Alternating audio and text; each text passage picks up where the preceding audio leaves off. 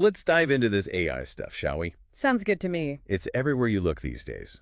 Not just a buzzword anymore, right? Definitely not. We've got a really interesting mix of sources to dig into, excerpts from that new AI guidebook, you know the one, plus some articles on specific tools. So it seems like you're not just looking for a basic understanding here. You're ready to go deep, figure out the nuts and bolts of how AI actually works. And, even more importantly, how to make it work for you. Exactly.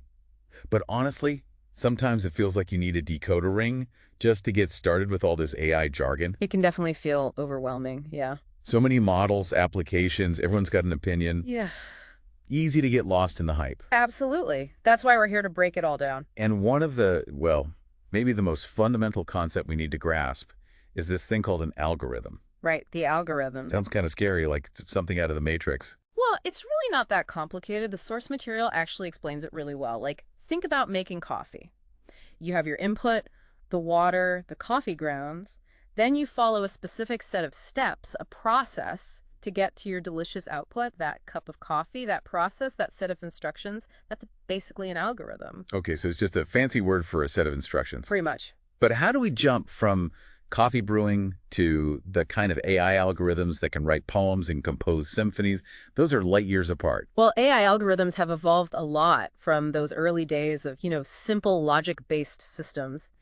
Now we're in the age of what we call generative AI models like ChatGPT or Claude, trained on massive amounts of data. Trained. So it's like teaching a dog tricks, but instead of treats, we're feeding AI information.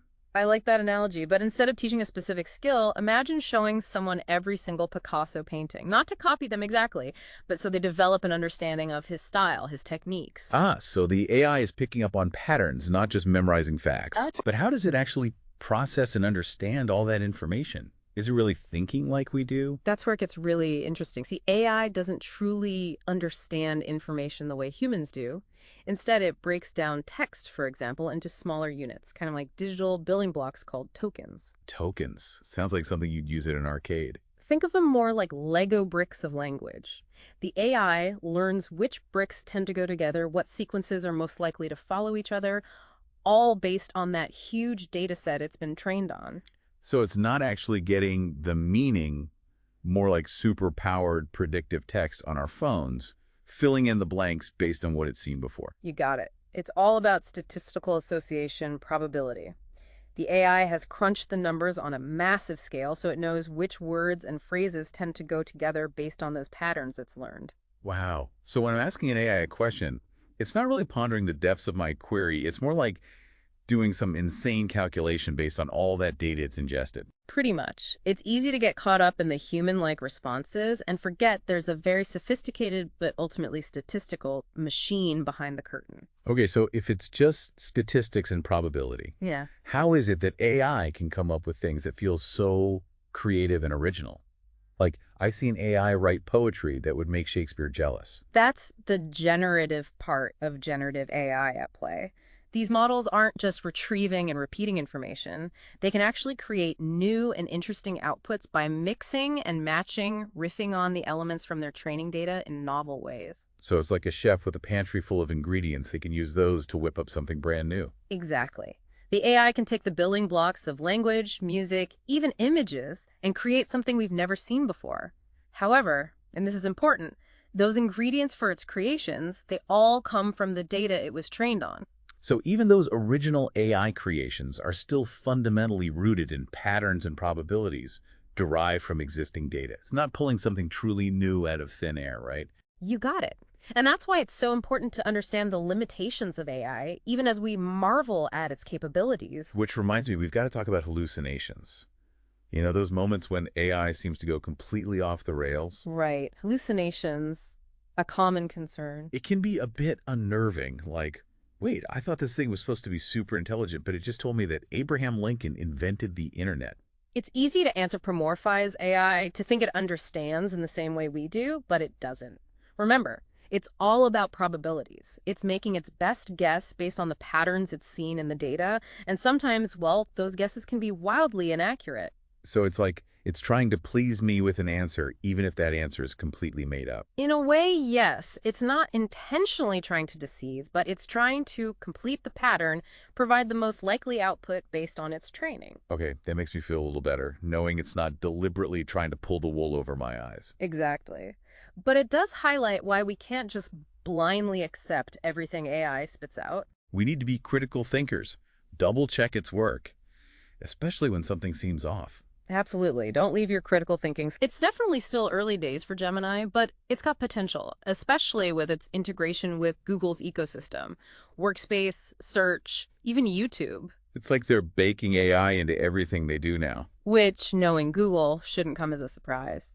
And then there's Perplexity, the new kid on the block, making waves with its real-time web search capabilities. Yeah, perplexity is fascinating. Right. It's like having a research assistant who can not only answer your questions, but also pull up the latest news, research, anything relevant on the web. Exactly. It's a great example of how AI can augment our abilities, make us more efficient, more informed.